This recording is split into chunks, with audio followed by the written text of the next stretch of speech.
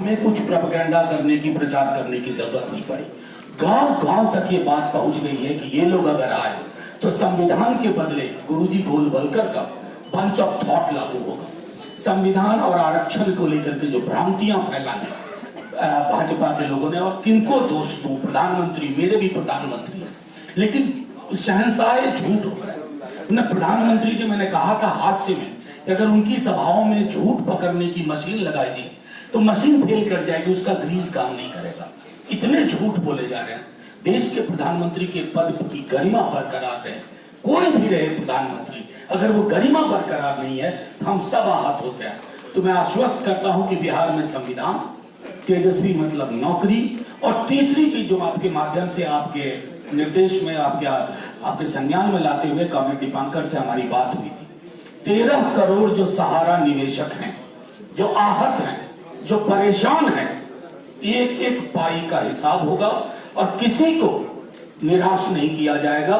4 जून के बाद जैसे ही सत्ता में बदलाव होगा तो कार्यशैली में भी बदलाव होगा, आर्थिक सामाजिक न्याय होगा, सिर्फ नौकरियों की बात होगी, मंगलसूत्र, भैंस, मछली, मटन, इन सब की कोई बात नहीं होगी। और आखिरी एक टिप्पणी करके, बड़ी कोशिश की धार्मिक ध्रुवीकरण की, पूरे देश में नहीं हो रहा है सर, बिहार में तो कतई नहीं हो रहा है, क्योंकि मंदिर, मस्जिद, गिरजा, गुरुद्वारा में खड़े आदमी को भी एक पेट है, उस पेट को अन्न से मतलब है, उसको रोजगार से मतलब है। भूखे भजन न हुई है गोपाला। प्रधानमंत्री जी इस देश के मर्म को 10 बरस में समझ नहीं पाए।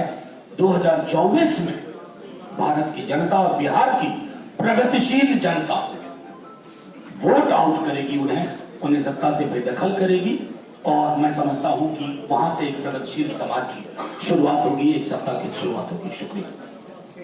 आदरणीय दीपांकर भट्टाचार्य,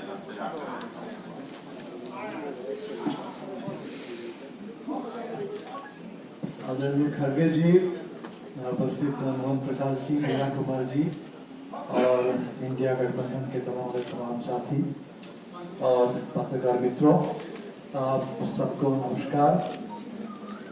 बस 2-3 बातें आपसे साझा करनी है। पहले जब चुनाव का दौर आता था तो एक ही संस्था के बारे में हम लोग सबसे ज्यादा सुना करते थे, ईसी, इलेक्शन कमीशन। और मोदी जी के दौर में अब ईसी के बारे में कम और ईडी के बारे में ज्यादा सुनाई देता है। सामने से ईडी और पर्दे के पीछे से ईबी भी था, इलेक्टोरल बॉन्ड। तो सुप्रीम कोर्ट ने एक अच्छा काम तो किया, इलेक्टोरल बॉन्ड को अनकॉन्स्टिट्यूशनल करार दिया। और कल हमने देखा जिस आधार पर सुप्रीम कोर्ट ने अंतरिम जमानत दी अरविंद केजरीवाल जी को, मैं समझता हूँ कि ये भारत के लोकतंत्र के लिए बहुत जरूरी और स्वागत योग्य फैसला है। ईडी को रिस्ट्रेन किया गया। ईडी जिस तरीके से दखलंदाजी ईडी की हो रही है चुनाव में, और जो चुनाव के फ्री एंड फेयर इलेक्शन को बाधित कर रहा था, उस पर एक हद तक रोक लगी। तो हमें लगता है कि आगे जो और 4 चरण के चुनाव है तो सुप्रीम कोर्ट की नजर रहेगी, पूरे देश की नजर रहेगी, और इस चुनाव को हम लोग जहां तक संभव हो जन दबाव से फ्री और फेयर बना के रखेंगे।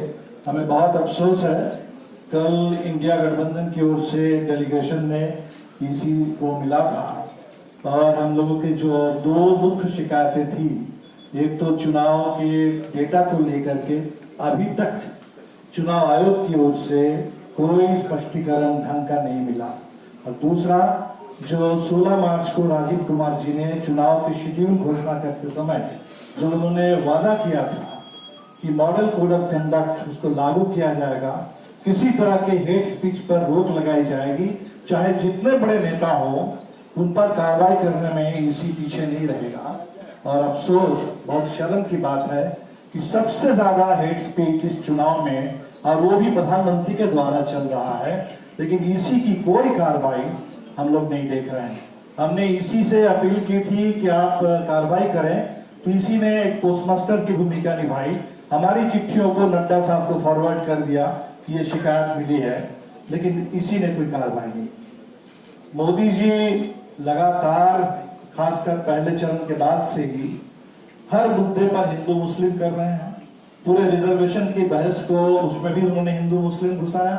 भारत की क्रिकेट टीम, जिसमें भारत के पास बहुत कम ही स्पोर्ट्स में सफलता है, तो वो क्रिकेट टीम, उसने वो कई बार वर्ल्ड कप जीता, जिस पर हिंदुस्तान को नाज है, वहां भी उन्होंने हिंदू मुस्लिम किया। लेकिन हिंदू मुस्लिम करते करते एक सेकुलर मुद्दे को मोदी जी ने छेड़ दिया है, और मैं समझता हूं कि इससे ज्यादा सेकुलर मुद्दा इस समय देश में कुछ हो नहीं सकता था। जो मोदी जी ने कहा कि अदानी और अंबानी टेम्पो में भर भर करके काला धन पहुंचा रहे हैं, तो बाकी तो झूठ बोलते हैं, नफरत फैलाते हैं। इसको मैं मानता हूं एक कन्फेशनल स्टेटमेंट, एक कन्फेशनल स्टेटमेंट देश के सामने उन्होंने रखा, 3-in-1 कन्फेशन। उस एक वाक्य में एक जो उन्होंने एक इमेजरी प्रस्तुत की, उसमें 3 कन्फेशन है। नंबर 1, जो मोदी जी का दावा था नोटबंदी के साथ साथ कि काला धन समाप्त हो गया, तो उन्होंने माना कि काला धन का बोलबाला जारी है, चुनाव में काला धन चल रहा है। दूसरा, जब अदानी के बारे में हिंडनबर्ग की रिपोर्ट आई और संसद में ज्वाइंट पार्लियामेंट्री कमेटी की डिमांड उठ रही थी, उसको उन्होंने दबाया और ये कहा कि अदानी हिंदुस्तान के गर्व के प्रतीक है, देश के प्राइड का है। अदानी के बारे में जो बोलेंगे वो एंटी नेशनल है। और आज उसी अदानी पर मोदी जी ने आरोप लगा दिया कि अदानी और अंबानी वो यही काम कर रहे हैं कि टेम्पो में भर भर करके नोट पहुंचा दे रहे हैं। और ये भी उन्होंने साफ कर दिया कि इस देश में जो ईडी और सीबीआई और आईटी जो कार्रवाई होती है, अगर ये बात सही है तो अदानी और अंबानी पर कार्रवाई होनी चाहिए, ईडी का छापा पड़ना चाहिए। लेकिन अगर नहीं पड़ रहा है, ये भी मोदी जी ने कबूल कर लिया कि ईडी, सीबीआई, आईटी, इसका इस्तेमाल बिल्कुल सिलेक्टिव ढंग से हो रहा है। आखिर में जहां तक बिहार की बात है, हमने शुरू से ही माना कि ये बिहार पीछे नहीं लौटेगा, बिहार आगे बढ़ेगा, देश भी आगे बढ़ेगा। तो इसीलिए 2019 के चुनाव को भूल जाइए। 2019 पूरे देश के लिए बिल्कुल एक अलग किस्म का चुनाव था। मनोज जी अभी कह रहे थे कि वो चुनाव नहीं था, वो एक तरह से हमारे शहीदों के लिए, पुलवामा के शहीदों के लिए श्रद्धांजलि थी। लेकिन 2020 में जहां तक बिहार आगे बढ़ चुका था, उससे बिहार और आगे बढ़ेगा। और हमने तो देखा, हमारे जो 3 सीट है वहां तीनों जगह नॉमिनेशन में हमने देखा कि लोगों में जबरदस्त